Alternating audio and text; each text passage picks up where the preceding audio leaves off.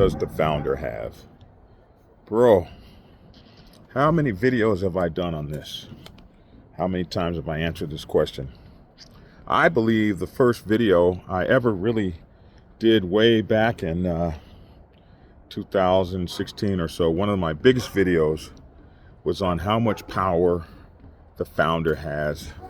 And, you know, my opinion has gone back and forth on that. I had a different opinion when I was just a national president and I was catching hell from my founder. Then my opinion after I became an OG lifer in the club, and I was going back and forth with a dumbass president that didn't know shit. So my opinion has kind of ebbed and flowed. My ideas have changed based on my experience in years in the club. When I was a know-it-all president that thought I knew everything,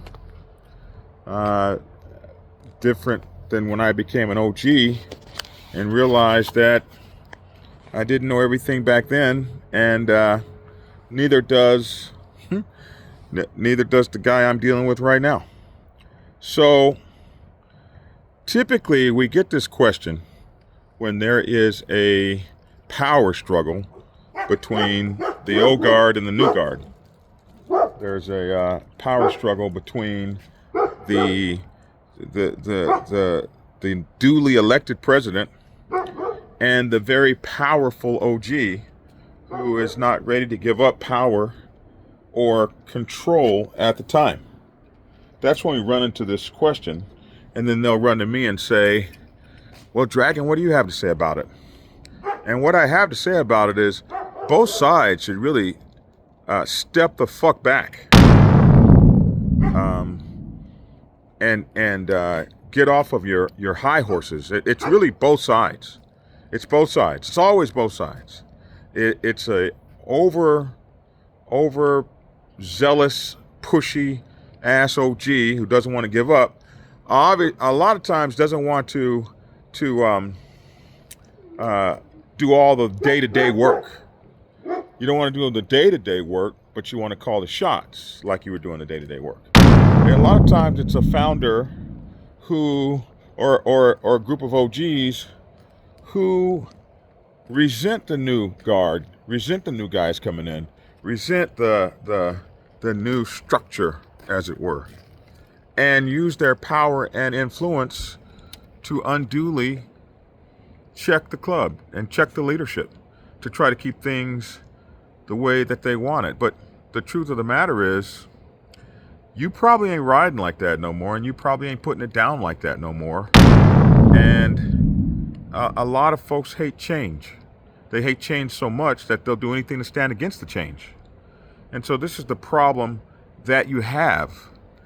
The other side is a young cat that thinks he knows everything and can't listen to shit.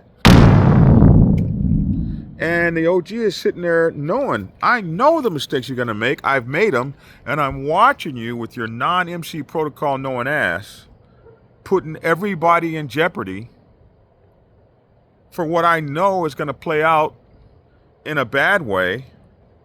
Only you and your little group of cronies are so stuck on stupid that we got to watch the club fall back 15 years after you get done with your experiment. And you surround yourself with little crony ass people that listen to you and do what you say, and everybody, it's the blind leading the blind. So you have this struggle. So if we talk about it from the most basic concept, all right? If we talk about it from the most basic concept, who has the power, or whatever the case may be?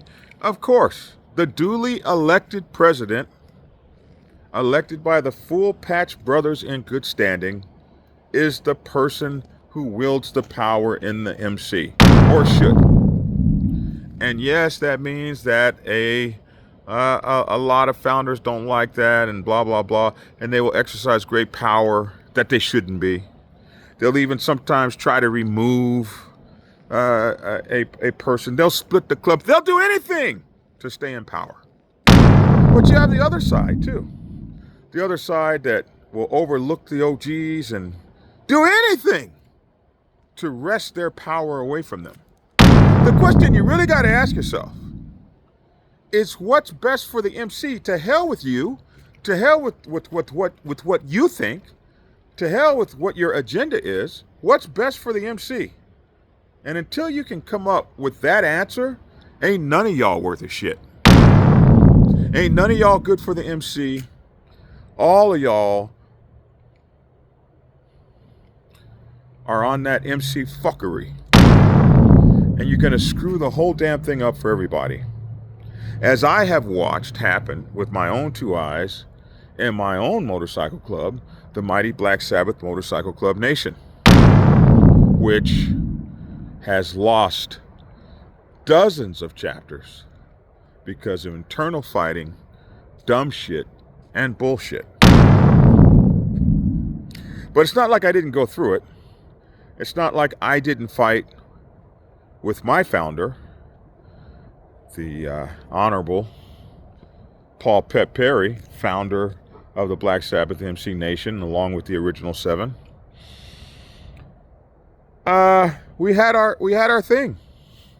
We had our fallout, and it was a bad fallout. But somewhere in that fallout, I realized one thing: we ain't nothing without the OG. We ain't nothing without our heritage. We ain't nothing. If we disassociate from the OG, we disassociate from our roots, and a rootless tree cannot stand. So I found a way to make peace, and I found a way to show love, and I found a way to elevate the Father.